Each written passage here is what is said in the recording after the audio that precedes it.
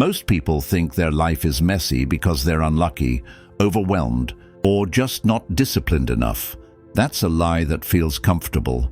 The truth is sharper. Chaos is not something that happens to you, it's something you allow. And the moment you force yourself to organize your life, everything you thought was broken starts lining up. Look around. Unfinished tasks, unclear goals, a cluttered phone, a cluttered room, a cluttered mind. None of this appeared overnight. It was built slowly through avoidance, delay, and weak boundaries. Life didn't collapse in one moment. It drifted, and drift is dangerous because it feels harmless. Days pass, weeks pass. You stay busy, but nothing feels controlled. You're tired, yet unproductive. Active, yet directionless. This is where most people stay stuck. Not because they can't change, but because they never force order. They wait to feel ready. They wait for motivation. They wait for life to slow down. But life never slows down for people who won't take control. Order is not granted, it is imposed. Organizing your life is not about becoming perfect. It's about creating structure where chaos used to rule. It's about deciding that confusion no longer gets to run your days. When you organize your life, you don't suddenly become successful. You become clear. And clarity is the real power. With clarity, decisions get easier. With clarity, effort stops leaking. With clarity, momentum becomes possible. Forcing yourself to organize your life means doing uncomfortable things early so you don't suffer endlessly later. It means facing the mess instead of escaping into distractions. It means admitting that your current systems aren't working, not blaming yourself, not shaming yourself, but taking responsibility. This first step is mental, not physical. Before you clean a room or plan a schedule, you must make a decision. I will no longer live reactively. That single decision changes how you see everything. You stop asking, how do I feel today? And start asking, what needs order today? That shift separates people who stay overwhelmed from people who take control. Understand this clearly. Organization is not about aesthetics. It's about authority.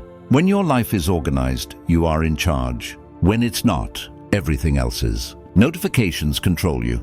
Other people's priorities control you. Random emotions control you. Organization is how you reclaim ownership over your time, energy, and focus. In this series, we are not talking about productivity hacks or fancy planners. We are talking about rebuilding your life from the inside out, step by step, brutally practical. No excuses. You'll learn how to organize your mind, your environment, your time, and your priorities so they work together instead of against you. This is where it starts, not tomorrow, not next week, right now, with the decision to stop drifting and start directing. Before you touch your room, your schedule, or your goals, you must organize your mind. If your thoughts stay scattered, no system will save you. A messy mind will destroy even the best plans. This is where most people get it wrong. They clean the outside while the inside stays chaotic, and within days, everything falls apart again. Your mind is the control room of your life. Whatever stays unorganized here leaks into your actions, decisions, and habits. Unclear thoughts create weak follow-through. Emotional clutter creates procrastination. Mental noise creates constant exhaustion. You're not tired because you do too much. You're tired because your mind is carrying too much that was never sorted. Start by understanding this truth. Not every thought deserves attention. Most people treat every worry like an emergency, every idea like a command, every emotion like a fact. That's mental disorder. Organization begins when you decide what matters and what doesn't. The first forced action is simple but uncomfortable. Write everything down. Not beautifully, not perfectly, just honestly. Your worries, your goals, your unfinished tasks, your frustrations, your ideas. Get them out of your head and onto paper. A thought written down loses its power to overwhelm. When things stay in your mind, they multiply. When they are written, they become manageable. Once everything is visible, you do the second hard thing. Separate noise from priority. Ask yourself one question repeatedly. Does this move my life forward or drain it? If it moves you forward, it stays. If it drains you, it gets limited, postponed, or removed. Mental organization is ruthless. You cannot carry everything and still move fast. Napoleon Hill emphasized definiteness of purpose because a clear mind cannot exist without a clear direction. If you don't know what you are building toward, your mind will stay busy with distractions. Choose one primary direction for this phase of your life. Not 10. 1. That direction becomes your mental filter. Anything that doesn't serve it becomes secondary by default. Next, you must organize your inner dialogue. Pay attention to how you speak to yourself. A disorganized mind often sounds like this. I should do this. I'll do it later. I'm behind. I'll catch up someday. That language creates pressure without action. Replace it with clear commands. This is the task. This is the time. This is the standard. Your mind responds to clarity, not motivation. Another critical step is emotional categorization. Stop labeling every emotion as a problem. Some emotions are signals, not obstacles. Stress can mean misaligned priorities. Anxiety can mean lack of structure. Boredom can mean lack of challenge. When you organize emotions instead of fighting them, they guide you instead of controlling you. Once your mind is clearer, your environment becomes impossible to ignore. This is where discipline either becomes easier or nearly impossible. Your surroundings are not neutral. They are constantly influencing your behavior, your focus, and your energy. An unorganized environment quietly drains you every single day. Most people underestimate this because clutter feels normal to them. They live inside it. They adapt to it, but adaptation is not improvement. A chaotic environment forces your brain to make hundreds of unnecessary micro-decisions. Where is this? What should I do first? What did I forget? That mental tax adds up. By the time you sit down to work, half your energy is already gone. The goal here is not perfection. The goal is function. Your environment should tell you what to do without you having to think. When something is organized properly, it silently guides your actions. Start with the space where you spend the most time working or thinking. Desk, room, corner, wherever that is. Remove everything that does not serve a clear purpose. If an object does not help you work, learn, rest, or grow, it becomes a distraction by default. Keep only what earns its place next. Give everything a fixed home. Disorder happens when things do not have a designated location. When your brain doesn't know where something belongs, it delays putting it away. That delay becomes clutter. Decide once where things live so you don't have to decide again. Organization is about reducing future decisions. Now focus on visibility. What you see repeatedly shapes what you do repeatedly. If distractions are visible, you will use them. If tools are visible, you will use them. Put your priorities in sight. Put your distractions out of sight. This one shift alone can change your daily behavior without motivation. Your digital environment matters just as much. A cluttered phone is a portable distraction machine. Organize your apps. Remove what you don't use. Turn off non-essential notifications. Notifications are not information. They are interruptions. Every interruption breaks momentum and weakens focus. Then organize your inputs. Be intentional about what enters your space. Music, videos, conversations, even background noise. Constant stimulation creates internal chaos, even if the room looks clean. Choose inputs that support the state you want to be in. Calm when you need focus. Silence when you need clarity. Energy when you need action. Napoleon Hill understood the power of environment through the concept of the master mind. He knew that surroundings influence belief. If your environment constantly reminds you of distraction, comfort, or stagnation, your mind absorbs that message.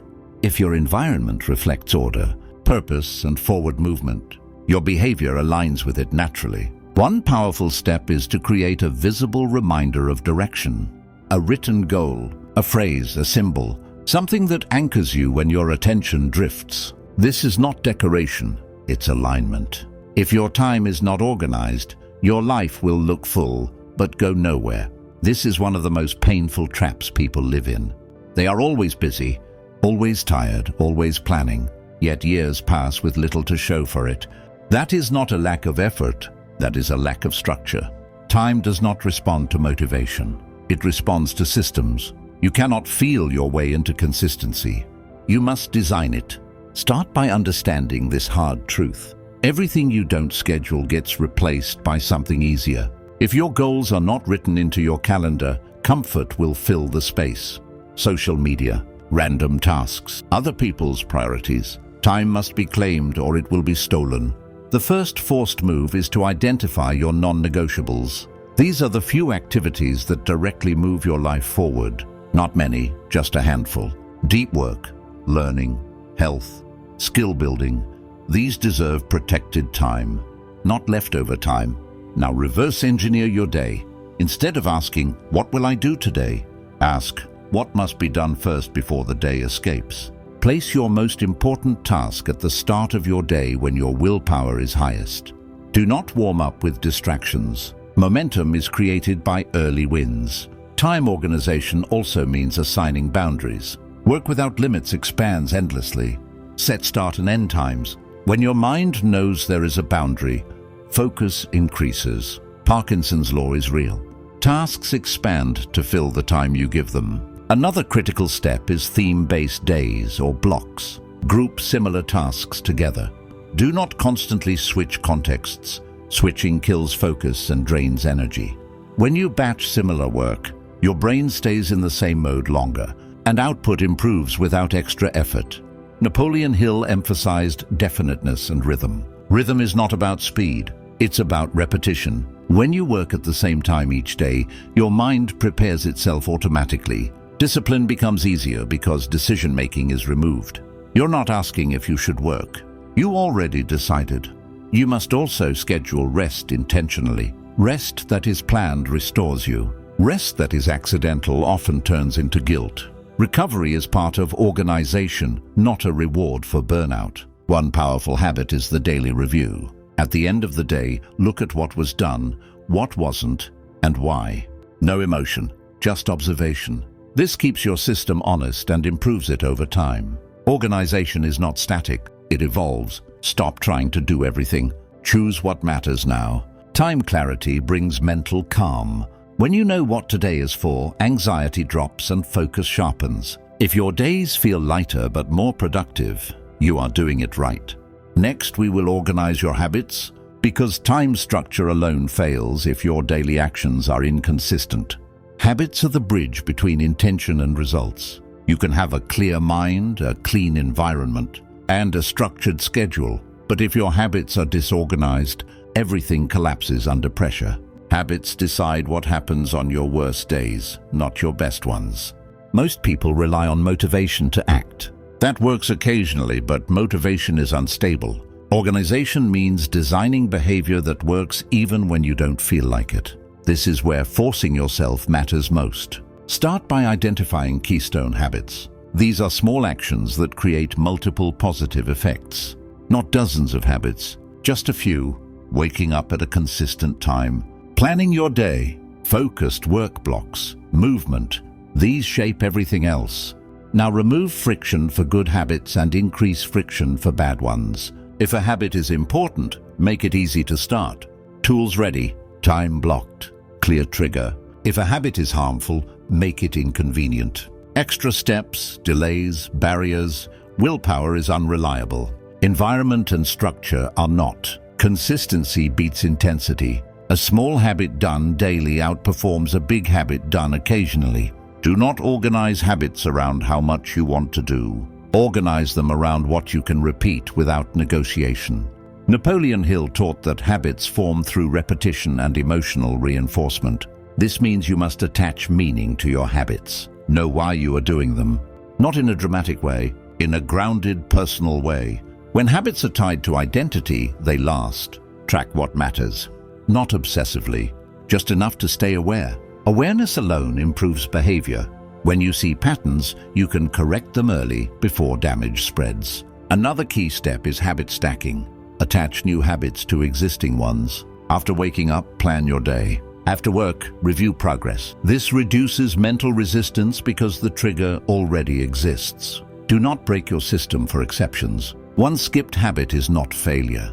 But unplanned exceptions create disorder. If you must adjust, adjust consciously. Your habits should support your energy, not drain it. Pay attention to what leaves you clearer and stronger. Remove habits that exist only out of routine, not purpose. When habits are organized, discipline feels lighter. You stop arguing with yourself. You simply do what is next. In the final section, we will organize your identity because long-term consistency depends on who you believe you are. This is the deepest and most important level of organization. If your identity stays disorganized, everything else eventually falls apart. Systems work only as long as they align with who you believe you are. When they don't, you sabotage them without realizing it. Most people try to change their life while keeping the same self-image. That creates internal conflict.